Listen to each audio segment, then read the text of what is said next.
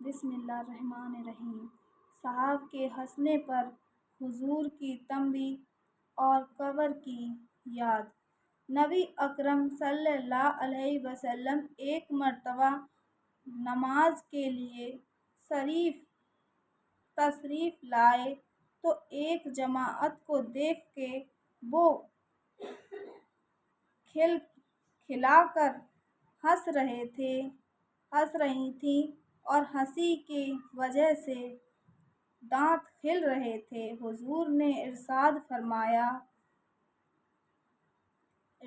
فرمایا کہ اگر موت کو کثرت سے یاد کیا کرو تو جو حالت میں دیکھ رہا ہوں وہ پیدا نہ ہو، لہٰذا موت کو کثرت سے یاد کیا کرو۔ قبر پر کوئی دن ایسا نہیں گزرتا جس میں وہ یہ آواز نہ دیتی ہو کہ میں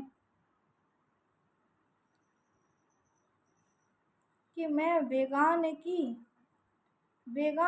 کا گھر ہوں، تنہائی کا گھر ہوں، مٹی کا گھر ہوں، کیڑوں کا گھر ہوں۔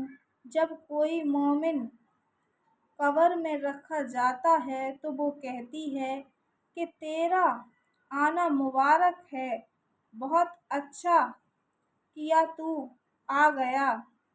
جتنے آدمی زمین پر چلتے تھے تو ان سب میں مجھے زیادہ پسند تھا، آج جب تو میرے پاس آیا ہے تو میرے بہترین سلوک کو دیکھے گا۔ اس کے بعد وہ قبر جہاں تک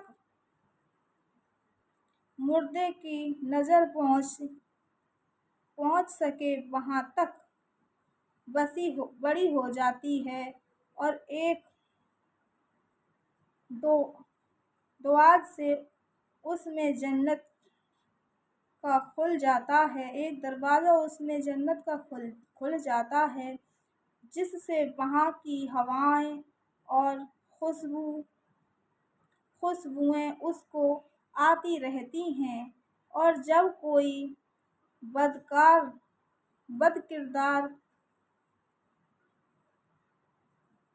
قبر میں رکھا جاتا ہے تو وہ کہتی ہے کہ تیرا آنا نہ مبارک ہے،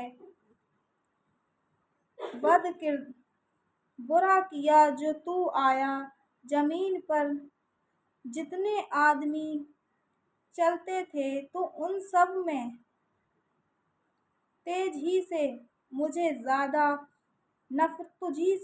زیادہ نفرت تھی، آج جب تو میرے حوالے ہوا ہے تو میرا برتاؤ کو بھی دیکھ لے گا۔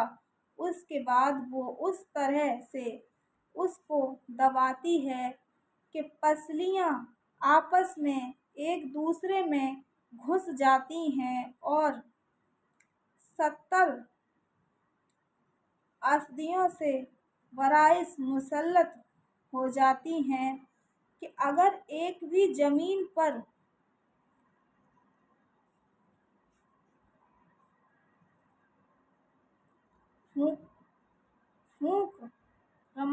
پھونک مارے تو اس کے اثر سے زمین پر گھاس تک باقی نہ رہے، وہ اس کو قیامت تک ڈستی رہتی ہیں۔ اس کے بعد حضور نے ارشاد فرمایا کہ قبر یا جنت کا ایک باغ ہے، یہ جہنم کا ایک گڑھا ہے۔ پھر اللہ کا خوف بڑی ضروری اور اہم چیز ہے۔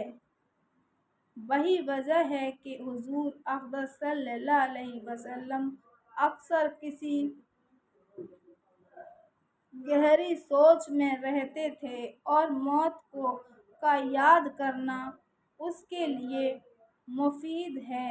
اسی لیے حضور اقدس صلی اللہ علیہ وسلم نے یہ نص ارشاد فرمایا ہے کبھی کبھی موت کو یاد کرتے رہنا بہت ہی ضروری اور مفید ہے۔